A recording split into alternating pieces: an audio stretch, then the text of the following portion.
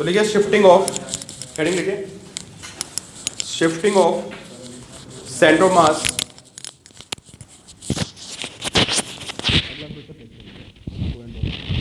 Of centre of mass when a portion is cut, ठीक है, a portion is cut और removed from body. एक बात बताओ, जैसे ये मेरे पास centre of mass of a body, shifting है ना, shifting of centre of mass in a body when a portion is removed और कट। देखो ये कोई बॉडी है, इधर समझो आप, इसका सेंटर ऑफ मास मान लो बीच में है, यहाँ पे, ठीक है। अगर मैं यहां से इसको कट मार दूं, देखो किस पॉइंट से, इसको यहां से इतना पोर्शन हटा दूं, इतना कट करके बाहर निकाल दिया, तो क्या होगा बताओ? सेंटर ऑफ मास किधर आ जाएगा, किधर आ जाएगा? यहाँ पहुंच जाएगा सेंटर ऑफ मास, कहीं कहीं भी पहुंच सकता है, मतलब उधर नहीं रहेगा। तो तुमने इधर से इसको हल्का कर दिया ना, तो उसका सेंटर ऑफ मास शिफ्ट होकर इधर आ जाएगा। जिधर बॉडी हैवी होती है सेंटर ऑफ मास उसकी तरफ होता है, जिधर बॉडी हल्की होती है सेंटर ऑफ मास उससे क्या होता है, दूर होता है। तो इधर हैवी है बॉडी, उधर क्या है, लाइट है, तो सेंटर ऑफ मास शिफ्ट हो जाएगा, ठीक है। अब देखो यार, इस पर बहुत सारे क्वेश्चन बनते हैं। सबसे पहला इसमें तो आप इसको कंप्लीट कर लिए, अब कोई और कंप्लीट कर लेंगे एक्सरसाइज कर लो। देखो ये कोई ऑब्जेक्ट लेते हैं, ठीक है, इसका सेंटर मास यहाँ पे था, इस जगह पे था, इसको लिखते हैं आरसीएम। आरसीएम मतलब पोजीशन ऑफ सेंटर ऑफ मास, लिख देना RCM is centre of mass of original body, है ना, position of centre of mass of original body. ये पूरी बॉडी का क्या था, सेंटर ऑफ मास था, ठीक है। और एम क्या है यहाँ पे, एम है मास ऑफ बॉडी। देखो इस पर बहुत क्वेश्चन बनते हैं यार, ठीक है। एम पूरी बॉडी का क्या हो गया, मास हो गया, ठीक है। अब मैंने क्या किया, मैंने यहां से एक पोर्शन रिमूव कर दिया, देखो इधर से, ठीक है, ये कट करके निकाल दिया मैंने। तो जिसको कट करके निकाला उसका भी कोई सेंटर ऑफ मास होगा, है ना। तो जिसको मैंने कट करके निकाला ये उसका सेंटर ऑफ मास है R1। लिखते ना सारे symbols. What is R1? R1 is position of centre of mass of removed portion. बहुत ही आसान सी प्रॉब्लम बनती है इस पे, रिमूव्ड पोर्शन, ठीक है। अब बताओ सेंटर ऑफ मास कहाँ जाएगा यार, कहीं ऊपर चला गया होगा सेंटर ऑफ मास थोड़ा सा, है ना। ये हमारा आ गया, इसको R डैश लिख देते हैं। R डैश क्या हो गया, centre of mass of remaining body, ठीक है। R डैश लिख लो आप, सेंटर ऑफ मास ऑफ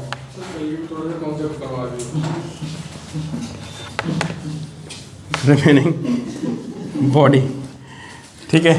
चलो M1 क्या है यहाँ पे, M1 भी तो कुछ था यार, जो हमने पोर्शन कट किया उसका मास कितना है, वो M1। तो देखिए M1 is mass of the portion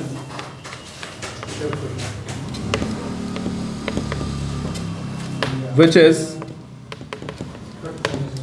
is removed, ठीक है, which is removed। पहले ये सारे चीजें लिखो, नीचे आपको जरूरत पड़ेगी।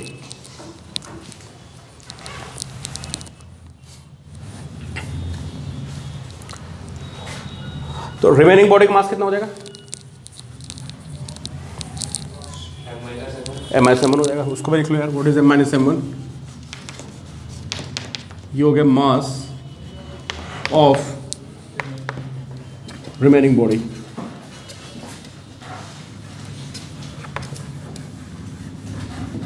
रिमेनिंग बॉडी, ठीक है। ये कैसे पता चलेगा ये यार ये मैं ड्राइव करवा दूंगा, तुम रुक जाओ, अभी बता दूंगा। Mass of remaining body, record भी समझाता हूँ।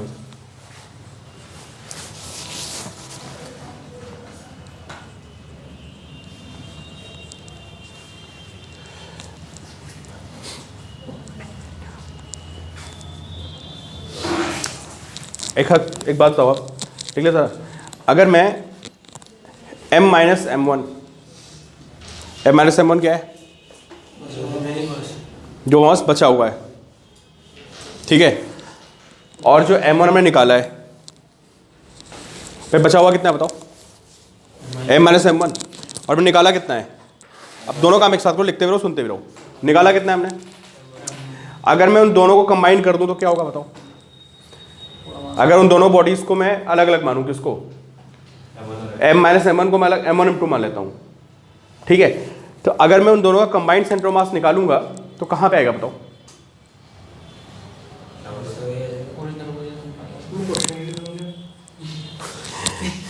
मैं कह रहा हूं कि एक बॉडी कौन सी है, m1 जो हमने हटाई है, और एक बची हुई है, वो कितनी है।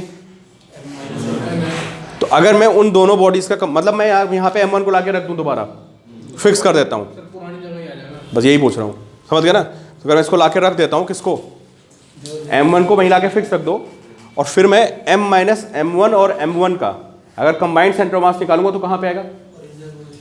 इस लाइन को लिख लो, आप लिख लो, कंबाइंड सेंटर ऑफ मास, बड़ी ऑब्वियस सी बात है, रिमेनिंग बॉडी बची हुई, ठीक है।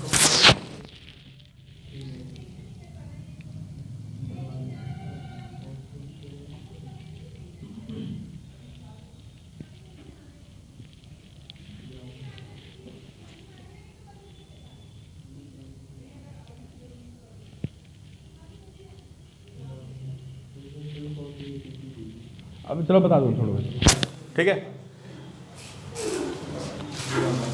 लिख लो, लाइन को लिखो, जो combined centre of mass, combined centre of mass of, combined centre of mass of m minus m1 and m1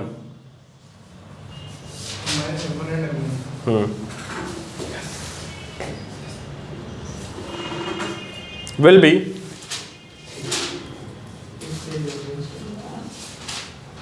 at the original position of, will be at original position of, will be at the original position of center of mass of, center of mass of whole body,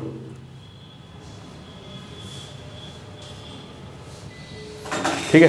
अब एक काम करते हैं, m minus m one को एक अलग body मानते हैं, ठीक है, और m1 को क्या मानते हैं, अलग मानते हैं। दोनों का कंबाइन क्या निकालते हैं, सेंटर ऑफ मास। तो क्या आना चाहिए, जो ओरिजिनल बॉडी का था, समझ गए।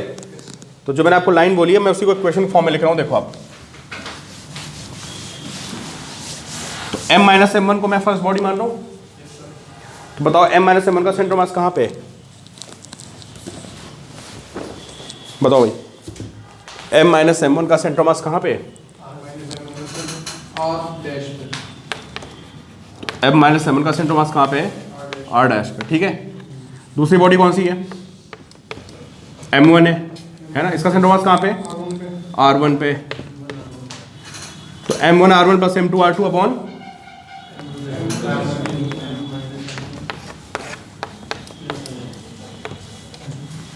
और ये सब कहाँ पे आएगा बताओ,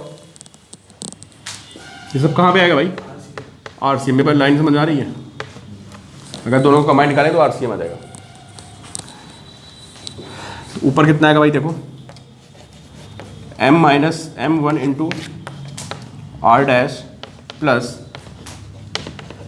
m1 r1, ये कितना हो गया भाई, माइनस वन से प्लस m1 कट जाएगा, m बचेगा, तो क्रॉस मल्टीप्लाई कर दिया, तो इस कितना आ गया, m RCM। तो यहाँ से आप निकालोगे m r dash minus m1 r dash plus m1 r1 is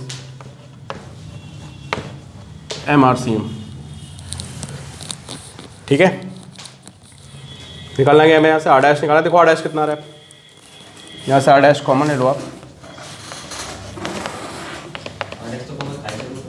यहाँ से हाँ यार, r डैश कॉमन था, मैं क्या कर दिया मैंने, ऐसे ठीक कह रहे हो, ठीक है भाई। इसको उधर ले आते हैं ना, तो m minus m one r dash is equal to m r c m minus m one r one, है ना। तो यहाँ से हमारा फॉर्मूला बन जाएगा आर डैश का, इसको नीचे ले आते हैं फिर, तो कितना आएगा ये एम आर सी एम, है ना, minus m one r one upon कितना अपॉन एम माइनस एम। ये फॉर्मूला आ गया, इस पर बहुत सारे क्वेश्चन बनते हैं, मैं आपको क्वेश्चन कर रहा हूँ। तो आर डैश क्या है यहाँ पे, बची हुई बॉडी का क्या, सेंटर ऑफ मास, ठीक है। फॉर्मूला कैसे याद करोगे, देखो इधर देखो, फॉर्मूला करना बहुत आसान है। एम और पूरी बॉडी का सेंटर ऑफ मास, जिसको हटाया उसका माइनस कर दिया बस, या इसको नेगेटिव मास मान लेते हैं, समझे आप। तो कॉन्सेप्ट और बता दो, सुन लो। हाँ, जिस बॉडी को तुमने हटाया ना उसका मास आप नेगेटिव मान लो बस, क्योंकि हट चुका है वो। तो फॉर्मूला क्या होता है, सोचो आप, फॉर्मूला होता है m1r1 plus m2r2 upon m1 plus m2 होता है। तो जिसको हटाया उसका मास क्या मान लो, समझने वाली बात है। तो m1r1 plus m2r2 but mass m1 को हटाया तो नेगेटिव मान लिया। तो फॉर्मूला वही है, ऐसे याद रखना आपको, उसको मैं नेगेटिव मास मान लिया है, ठीक है। चलो अगले उसमें क्वेश्चन कराता हूँ मैं आपको।